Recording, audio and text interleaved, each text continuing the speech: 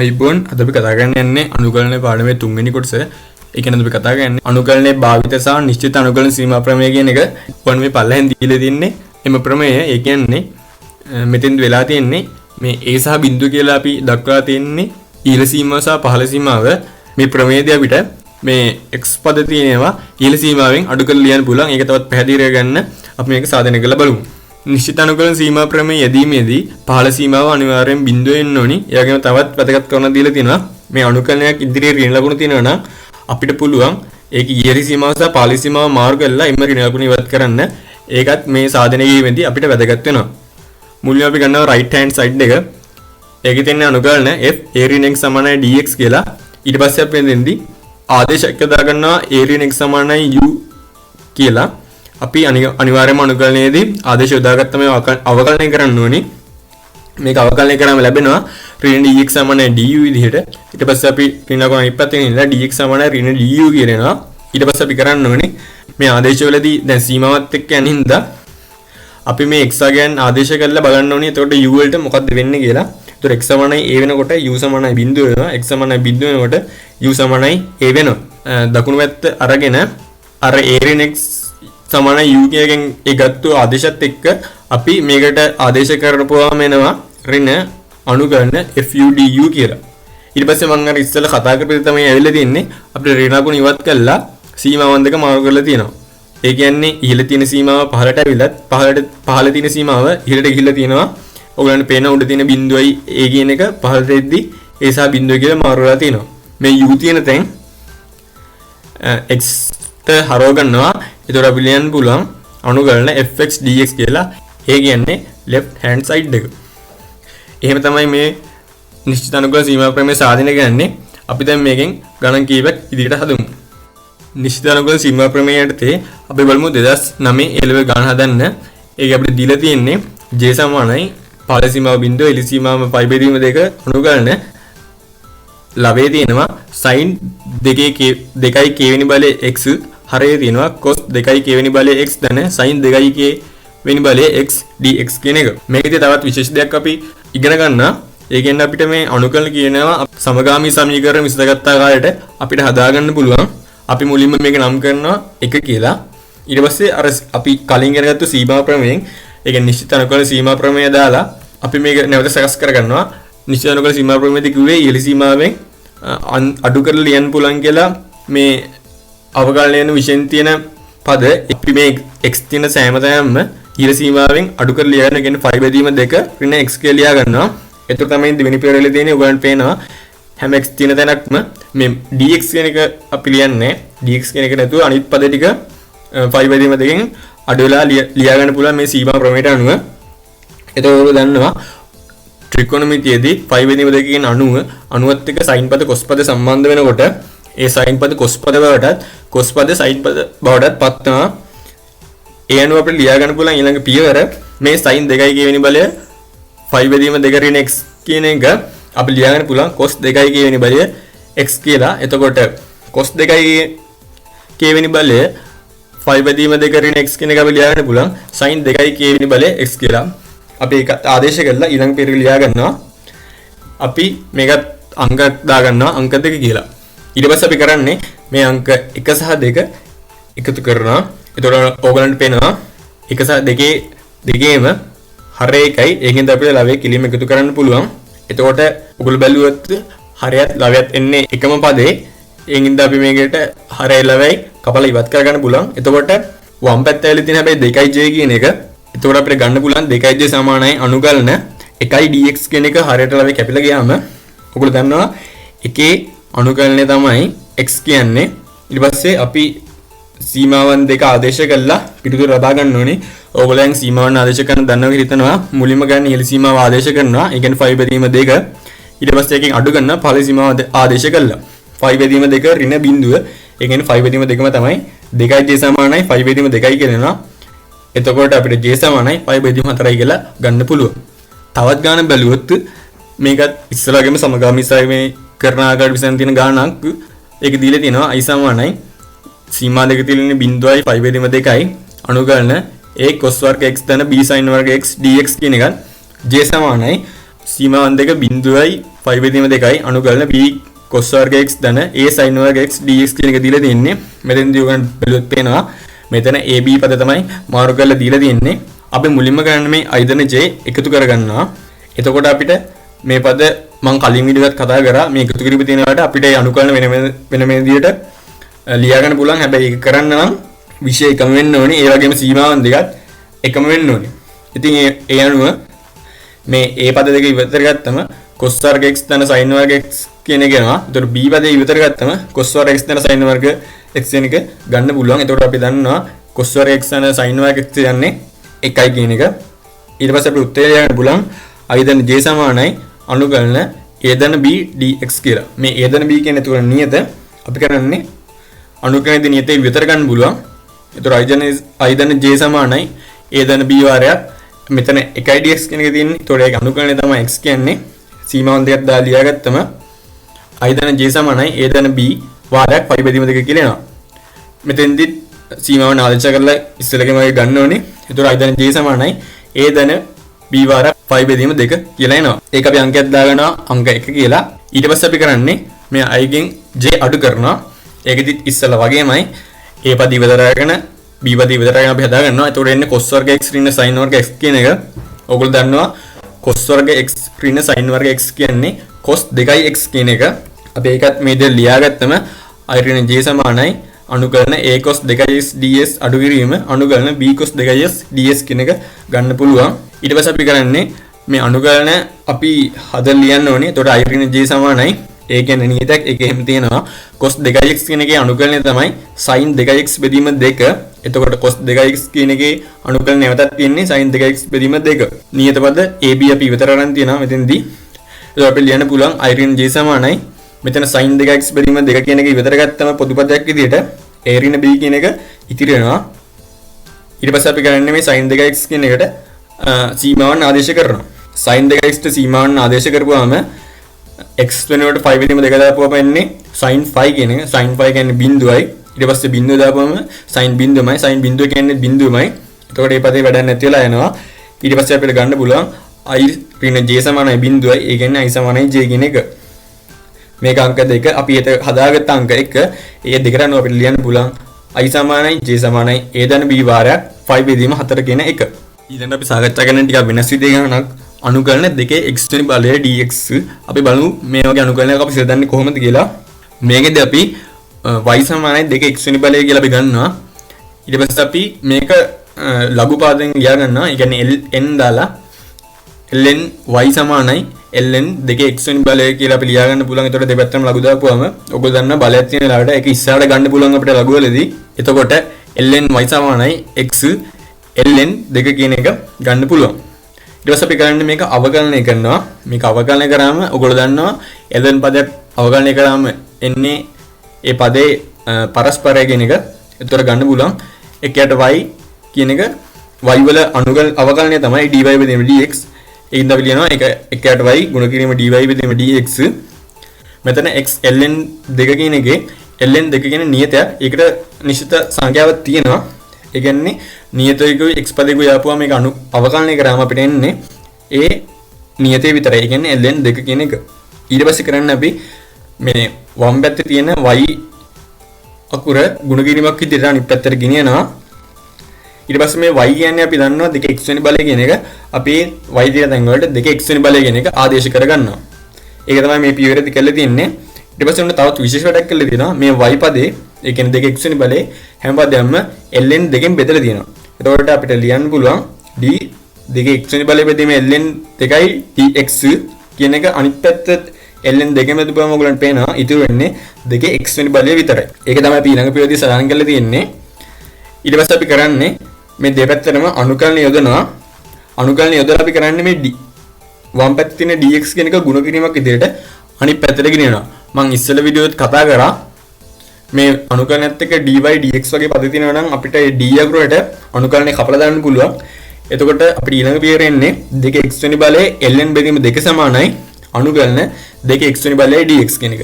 එතකොට දකුණු පැත්තේ ඇවිල්ලා තින්නේ අපේ ඊට අපි හදන්න බලපු අනුකලනය වම් පැත්තේ ඇවිල්ලා තින්නේ උත්තරේ. අන්න ආකාරයට තමයි ඒ වගේ අනුකලනයක් අපි විසඳගන්නේ. ඊළඟට බලමු අනුකලනයේ භාවිතයක් අපිට මේකෙන් වර්ගඵලය හොයන්න වෙනවා. එතකොට පරිමාවස යන්න වෙනවා. අපි බලමු මුලින්ම වර්ගඵලයේ සෙවීම කියන එක. ගණන් දීලා තියෙනවා y සමාන x වර්ග ඍණ 4x ඍණ 5 වක්‍රයෙන් වටවන x සමාන 0 හා x සමාන 6 අතර වන වර්ගඵලය සොයන්න කියලා. අපි මුලින්ම ගන්නේ ප්‍රස්ථාරණ ගන්නවා. ප්‍රස්ථාරණ ගන්න ඕගොල්ලෝ දන්නවද කියලා හිතනවා. මුලින්ම වර්ග පූර්ණ කරලා අවමගේ හොයලා එතකොට x වලගේ හොයලා අපි ප්‍රස්ථාරණ ගත්තම අපිට එනවා මේම හැඩයක්. අඳුරු කර කොටසේ වර්ගඵලය හොයන්න කියලා තමයි තියෙන්නේ. මොකද ගාණේ කියලා තින්නේ x සමානයි 0 සිට x සමානයි 6 අතර වර්ගඵලය හොයන්න කියලා. මේ වර්ගඵලය හොයද්දී විශේෂ දෙයක් තියෙනවා. x අක්ෂයත් y අක්ෂයත් ප්‍රස්ථාරයෙන් වටවන ප්‍රදේශය තමයි වර්ගඵලය හොයන්නේ.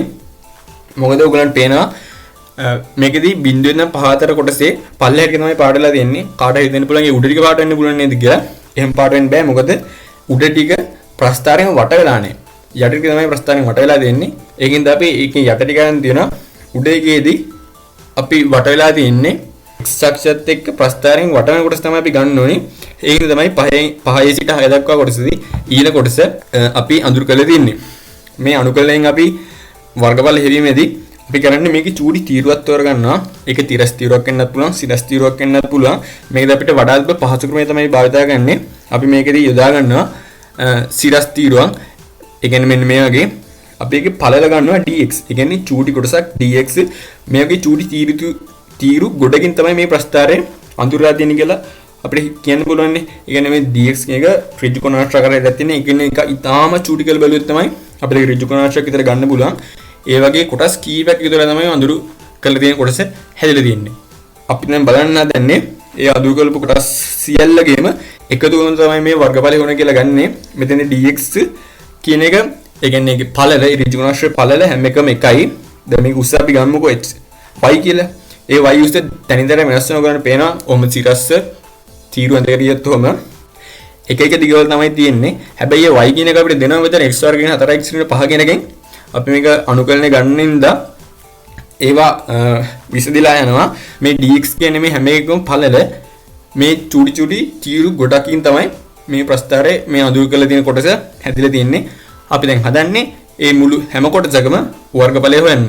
අපි මේකේ වර්ගඵලය හොයාගත්තී අපි මේක මෙහෙම ප්‍රකාශන ලියා ගන්නවා. අපි මුලින්ම කරන්නේ අපිට මේ මුළු අඳුරු කරලා තියෙන කොටස එක සැරේටම වර්ගඵලය හොයන්න බෑ. මුලින්ම අපි කරන්න ඕනි බිඳුවෙන් 5 වෙනකන් තියෙන කියන්නේ පහළ ප්‍රදේශයේ තියෙන කොටසත් 5 ඉඳලා 6 වෙනකන් තියෙන ඉහළ තියෙන ප්‍රදේශයේ කොටසත් වෙන වෙනම හොයලා අපි දෙක එකතු කරන්න ඕනි. මේකෙදී උගලන් දීලා තිනවා මේකෙත් මම උස අරන් තියෙන y කියලා. උස්ස පළවෙනි ගුණ කරාම ඍජුනාශ්‍රක වර්ගඵලය එන්නේ. එතකොට y වාරයක් dx. ඒ වගේ බිඳුවෙන් ඉඳලා 5 වෙනකන් තියෙන කොටස් වල ඒ කියන්නේ x අක්ෂයේ බිඳුවෙන් ඉඳලා 5 වෙනකන් තියෙන කොටස් ඒ වගේ චූටි චූටි කොටස් ටික එකතු බලනවා. ඊට පස්සේ 5 ඉඳලා 6 වෙනකන් ඒ වගේ තියෙන චූටි චූටි කොටස් ටිකේ එකතු බලනවා. ඊට පස්සේ අපි මේ උගලන්ට දැන් පේනවා අනුකලන 0.5 තමයි සීමාව දෙන්නේ y dx දන්න 5 ඉඳලා 6 වෙනකන් y dx කියන එක. අපි දැන් මේ y තියෙන තැනට මේ x වර්ග කියන 4x කියන 5 කියන එක ආදේශ කරගන්නවා. මම නැවතත් කියන්නම් අපි ඉස්සෙල්ලා මේ ප්‍රස්ථාරය චූටි තීරු වලට බෙදනවා. ඒක අපි සලකන්නේ ඍජු කොණාශ්‍ර විදිහට. එතකොට එකක පළල තමයි dx කියන්නේ. ඒකේ උස්ස y කියන එක තනින් තනට වෙනස් වෙනවා. හැබැයි y කියන එක අපිට දෙනවා x වර්ග කියන 4x කියන 5 කියන එකෙන්. ඒ ඔක්කොගෙම එකතුව තමයි අපි බලන්නේ. එකතු කරන එක තමයි අපි මේ අනුකලනයේදී කරන්නේ. එතකොට y වලට x වර්ග කියන 4x කියන 5 එකතු කරාම මේ දෙවෙනි පියවරගේ පියවරක් එනවා. මම ඔයාලට කලින් වීඩියෝ එකක් කිව්වා මේගේ ඍණ ලකුණු ධන ලකුණු තියෙන තැන් වල අපිට මේ වෙන වෙන ලියන්න පුළුවන් කියලා. එතකොට ඒ විදිහට අනුකරණය කරලා අපි සීමා ආදේශ කරලා ගන්න ඕනේ. එතකොට අපිට අවසානයේ පිළිතුරක් ගන්න පුළුවන් මේ සීමාත් ආදේශ කරලා ඔයගොල්ලෝ දන්නද සීමා ආදේශ කරන ඉස්සෙල්ලාම ඉහළ සීමාව ආදේශ කරනවා. ඊට පස්සේ ඒකෙන් අඩු කරනවා පහළ සීමාව ආදේශ කළා. ඊට පස්සේ මේ විදිහට අපි ඒවා ආදේශ කළා ප්‍රසාරණය කරලා ගත්තම අවසාන උත්තරය එනවා 110 බෙදීම 3යි වර්ග 1 කියලා. මොකද වර්ගඵලය මනින්නේ වර්ග 1 වලින්. ඒකින්ද අපිට ඒක නිශ්චිත එකක දෙන්න බැරිඳ අපි ඒක වර්ග 1 කියලා ලියලා තියෙනවා. අපි බලමු තවත් මේ වර්ගඵලය වෙද්දී තවත් වෙන වෙනස් විදිහේ ගණනක් මේකේ ප්‍රස්ථාර දීලා තියෙනවා. මේක ප්‍රස්ථාර දෙකක් දීලා තියෙනවා. පළවෙනි ප්‍රස්ථාර තමයි y1 කියලා ගන්න තියෙනවා. ඒක සමානයි sin x කියන එක. ඊට පස්සේ y2 ප්‍රස්ථාර සමානයි sin 2x කියන එක. අපිට දැන් වර්ගඵලය හොයන්න කියලා තියෙන්නේ මෙන්න මේ අඳුර කරපු කොටසේ මේ අඳුර කරපු කොටසේ වර්ගඵලය හොයද්දී ඉස්සෙල්ලා විදිහ තමයි අපි චූටි තීරු වලට මේක වෙන් කරගන්නවා. ඒ එකක පළල අපි ගන්නවා dx කියලා. උස ගන්න අපි මෙතෙන්දී ඉහළ ප්‍රස්ථාරයෙන් පහළ ප්‍රස්ථාරය අඩු කරනවා. ඒ කියන්නේ y2 ඍණ y1 කියන එක. මෙතෙන්දී y2 වලින් y1 අඩු කරලා තියෙන්නේ. මොකද y2 තමයි ඉහළ තියෙන්නේ. මේ අඳුර කරපු කොටසේදී y1 කියන එක තියෙන්නේ පහළ කොටසේදී. පහළ ප්‍රස්ථාරය. එතකොට මෙතෙන්දී අපිට වර්ගඵලය හොන්න තියෙන්නේ මේ බිඳුවේ ඉඳන් 5/3 කියන x අක්ෂයේ කොටසට නම් විතරයි. ඔන්න බලුවොත් පේනවා x අක්ෂයේ 5/3 තමයි දෙක ඡේදනය වෙන්නේ. දැන් මෙතෙන්දී හදිස්සියක් කියලා තිබ්බොත් බිඳුව ඉඳලා 5/2 එකන් වර්ගඵල වෙන්නේ කියලා අපි බිඳුව දැන් 5/3 කියන එක වෙනම හොයන්න ඕනේ. ඊට පස්සේ 5/3 ඉඳන් 5/2 යනකම් ආයෙ වෙන්නේ මොකද ඒ කොටස් වලදී y1 සහ y2 කියන එක ඊළ පහළ මාරු වෙනවා. එතකොට අපි මේකේ හොයන්නේ ඉස්සෙල්ලක වගේම ඍජුනාංශ වර්ගඵලය හොයන්නේ dx ගුණ කිරීම උසනේ. ඊට උස තමයි මේ y2 ඍණ y1 කියලා කියන්නේ. ඒ වගේ බිඳුව ඉඳලා 5/3 කියන වෙනකන් තියෙන සියලුම කොටස් ටික අපි එකතු කරනවා. ඒක තමයි මේ වර්ගඵලයේ ලියලා දෙන ප්‍රකාශනයේදී අනුකරණ පහළ සීමාව බිඳුව ඉහළ සීමාව 5/3 උස y/2 වාරයක් y/2 ඍණ y1 ගුණ කිරීම dx කියන එක තමයි උතෙන්දී සරල තේරුම තියෙන්නේ. ඉතින් අපි මේ y2 සහ y1 කියන අගයන් ආදේශල ගත්තම sin 2x ඍණ sin x කියලා තියෙනවා. එතකොට අපිට අඩු කිරීමක් කරනකොට ඒක වෙන වෙනම ලියා ගන්න පුළුවන්. මේ sin 2x කියන එකේ අනුකලනය තමයි cos 2x බෙදීම 2 හැබැයි ඍණ cos 2x බෙදීම 2 කියන එක තමයි sin 2x අනුකලනය. එතකොට sin x අනුකලනය ඍණ cos x බෙදීම 1 කියන එක. ඒවලත් අපි සීමාවන් ආදේශ කරලා ගන්නවා. එතකොට අපිට අවසාන උත්තරය එනවා a සමානයි 4 එකයි වර්ග 1ක කියලා. මේකෙදි කරන්නේ මේ රේඛා දෙක අතර කොටසේ වර්ගඵලය තමයි හොයන්න තියෙන්නේ. මේකෙදි උස ගද්දි ඉහළ තියෙන ප්‍රස්ථාරයෙන් පහළ තියෙන ප්‍රස්ථාරය අඩු කරලා තමයි අපි ගන්න ඕනේ. ඊළඟට අපි බලමු අනුකලන භාවිතයෙන් පරිමාව සීමය කියන එක. මේ ප්‍රස්ථාරය දීලා තියෙනවා. ඒකේ ප්‍රස්ථාරය දීලා තියෙන්නේ x ඍණ y සමානයි 2යි කියන එක. අපි දැන් මේ කරන්නේ මේ x ඍණ y සමානයි 2 කියන ප්‍රස්ථාරය මේ y අක්ෂය වටා භ්‍රමණය කරනවා. එතකොට එන්නේ කේතුක හැඩයක් තියෙනවා. ඔයගලන්ට ඒක හිතා ගන්න පුළුවන්. මේක මේ ප්‍රස්ථාරය y අක්ෂයට භ්‍රමණය කරනවා. මම ඒක මේ පොඩි ඇනිමේෂන් එකකින් පෙන්නුවොත් ඔයගලන්ට පේනවා ඒක කේතුක ආකාරයට තමයි එළ තින්නේ. අපි දැන් හදන්නේ අන්නේ කේතුක ආකාරයේ තියෙන මේ මුළු රූපේ පරිමාව හොයන්න. අපි මේක ද්විමාන විදිහට ඇදගත්තොත් මේ විදිහට ගන්න පුළුවන්. ඊට පස්සේ අපි මේකේ තිරස් තීරුවක් ලකුණු කරගන්නවා. ඒකේ ඝනක තමයි dy කියලා කියන්නේ. x කියලා කියන්නේ අරය. මේ x කියන එක තනින් තනින් වෙනස් වෙනවා. හිතන්න මේක කාසියක් වගේ හැඩයක් තියෙන්නේ. මොකද මේක පෙත්තක් වගේ තියෙන්නේ. මොකද මේක ත්‍රිමාන රූපයක් ඉඳලා. එතකොට ඒ කාසිය වගේ එකේ අරය තමයි x කියලා කියන්නේ. ඝනකම තමයි dy කියලා කියන්නේ. ඔගොල්ලෝ හිතන්නේ දැන් මේ රූපය සම්පූර්ණ පුළුවන් තියෙන්නේ විවිධ අරයන් තියෙන කාසිය වලින් තමයි මේක මේ රූපේ හදලා තියෙන කියලා හිතුවොත් ඒ හැම කාසියකම ඝනකම dy අරය x. එතකොට අරය කියන එක x කියන එක තනින් තනින් වෙනස් වෙනවා. මොකද පළවෙනකොට ඒකේ විශාලත්වය අඩු වෙන නිසා එනකොට අපිට x කියන එක ගන්න පුළුවන් x සමානයි y ධන 2යි කියලා ගන්න පුළුවන්. ඔය ප්‍රස්ථාරයේ සමීකරණයට අනුව. හැබැයි හැම එකම ඝනකම dy. අපි දැන් කරන්න ඕනේ මේ ඍණ දෙකේ ඉඳලා බිඳුවට ගන්න තියෙන මේ කාසි ටිකේ මුළු පරිමාව හොයන එක. එතකොට එක කාසියක පරිමාව හොයන්න අපි හරස්කඩ වර්ගඵලය ගොඩ කරගෙන මුස කියන එක. ඒ කියන්නේ අපි මේ දීලා තියෙන පොඩි රතු පාට තීරුවේ ගත්තොත් 5x වර්ග dy කියන එක තමයි ඒ කාසිය පරිමාව වෙන්නේ. අපි දැන් මේ ඍණ දෙකේ ඉඳලා බිඳුවට ගන්න තියෙන සියලුම කාසි ටිකේ පරිමාව හොයන්න හදන්නේ.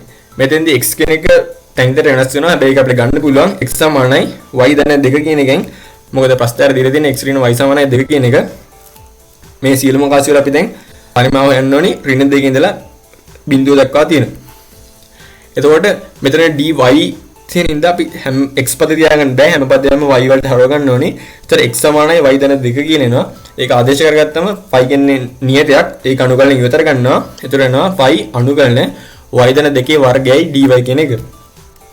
ඊට පස්සේ මේකත් මූලික අනුකලන දෙකට අනුව අපි විසදලා ගත්තම මෙහෙම එනවා. ඊට පස්සේ ඒකට අගයන් ආදේශ කළ සීමාවන් ආදේශ කරලා ගත්තම එනවා පරිමාව සමානයි 8යි 5 බෙදීම 3යි ඝන 1 කියලා. වර්ගඵලයට දැන් මේ අපි වර්ග 1 මේකෙදි දන්නේ ඝන 1 කියන එක.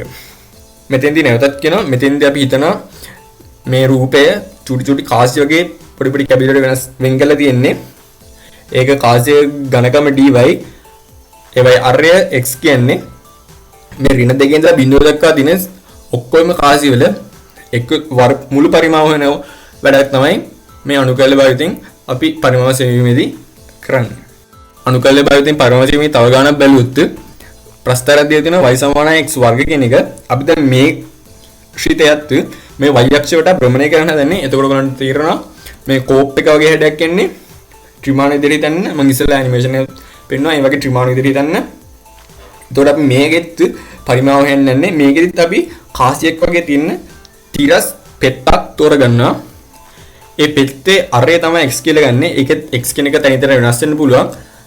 වෙනස් වෙනවා. එතකොට ඒකේ ඝනකම තමයි dy කියලා කියන්නේ. අපි දැන් මේ බිඳුවේ ඉඳලා හතර ගන්න තියෙන සියලුම ඒ කාසි වගේ පෙතිවල කාසි අපි හිතමු කාසි කියලා. ඒ බිඳුවේ ඉඳන් හතර ගන්න තියෙන සියලුම කාසි වල මුළු පරිමාව හොයන්න තමයි මේ අපි මේ අනුකලන භාවිතයෙන් පරිමාව ඉදි කරන්නේ. එතකොට අපි එක කාසියක පරිමාව ගන්න පුළුවන් pi x වර්ග dy කියන එක. මොකද හරස්කල වර්ගඵලයේ ගුණ කිරීම උස කියන එක. ඒ වගේ බිඳුවේ ඉඳන් හතර ගන්න තියෙන සියලුම ඒවායි අපි මුළු පරිමාව හොයන්න ඕනේ. අනුකලනය කියන්නේ මුළු එකතුවක් කියන එක. අපි මේ අනුකලන බිඳුවේ ඉඳන් හතරට සීමාව දාලා අපි කරන්නේ බිඳුවේ ඉඳන් හතර ගන්න තියෙන මුළු කාසි වල මුළු පරිමාවන්ගේ එකතුව හොයන එක. ඉතින් මෙතන අපි dy වලින් ඇලෙන හින්දා අපිට x කියන එක තියාගන්න බෑ. අපි දන්නවා y සමාන x වර්ගයත් ඉන්න ප්‍රස්ථාරේ අපි x වර්ග කියන එකට y දාලා ගන්නවා. y නිත එළියට ගත්තම මේ විදිහට එනවා. ඊට පස්සේ ඒකත් දෙවෙනි මූලික අනුකලනය යනකොට අපි හදාගත්තම එනවා y වර්ග බෙදීම 2 කියන එක. ඒකෙදිත් c භාවන ආදේශ කරගත්තම ඝන මුළු පරිමාව වෙනවා 8යි ඝන ඒක කියන එක. ඊළඟට තවත් වෙනස් විදිහේ ගාණක් බැලුවොත් අපි දීලා තියෙනවා y සමාන x වර්ග ඊට කලින් ගාන කතා කරමු ප්‍රස්ථාරයමයි. අපි ඒක ඉස්සෙල්ලා භ්‍රමණය කරේ y අක්ෂයට. දැන් අපි හදන්නේ මේක x අක්ෂයට භ්‍රමණය කරන්න. ඒ කියන්නේ ත්‍රිමාණය විතර ගත්තොත් මේ රූපය දැක්කනකට ගන්න පුළුවන්. ඒ කියන්නේ නිකන් කුණීලයක් අර ස්පීකරයක් වගේ හැඩයක් තියෙන කොටස. ඒ කියන්නේ බිඳුවේ ඉඳලා දෙක x අක්ෂයේ බිඳුවේ සිට දෙක දක්වා තියෙන පුණීලක් වගේ කොටසේ මුළු පරිමාව හොයන තරම අපි දැන් හදන්නේ. ඒක ත්‍රිමාණ විදිහට හිතන්න. ඉස්සෙල්ලා ඒකට අපි තිරස් පෙත්තන්නේ. දැන් අපි මේකද ගන්නේ සිරස් පෙත්තක්. ඒ කියන්නේ සිරස් කාසියක් වගේ එකක්. මේකේ උස තමයි අරේ තමයි y කියලා කියන්නේ ඝනකම dx. එතකොට බිඳුවේ ඉඳලා දෙක දක්වා තියෙන මේ චූටි චූටි කාසි ටිකේ මුළු පරිමාව අපි දැන් හොයන්න ඕනේ. එතකොට මේකදී අපිට ගන්න පුළුවන් phi y වර්ග dx කියලා. එතකොට බිඳුවේ ඉඳලා දෙක ගන්න තියෙන සියලුම ඒ පෙති ටිකේ අපි නැත්තම් කාසි ටිකේ පරිමාව හොයන්න ඕනේ. මේකෙදිත් dx තියෙන හින්දා අපි මේක y තියාගෙන හරියන්නේ නැහැ. එතකොට ඒවට අපි x ආදේශ කරලා ගන්න ඕනේ. මේකත් මූලික අනුකලන දෙකට අනුව හදාගත්තම අපිට එනවා x වල පස්වෙනි බලවේදීන් 5 කියලා. ඒකට c භාවන ආදේශ කරලා ගත්තම අපිට ගන්න පුළුවන් 32 වෙදීම 5යි phi කියන එක ඝන ඒකක වලින්. අපි කතා කරේ අනුකලනයේ භාවිත සහ නිශ්චිත අනුකලන සීමා ප්‍රමේය කියන එක. ඉතින් මේ වීඩියෝ එකෙන් අනුකලනය ගැන වීඩියෝස් ටික ඉවර වෙනවා. ඔයගොල්ලෝ අවකලනයේ වීඩියෝ එකත් බලන්න. ඒ වගේම අපිව තාම subscribe කරලා නැත්නම් subscribe කරන එකත් ඉල්ලා සිටිනවා.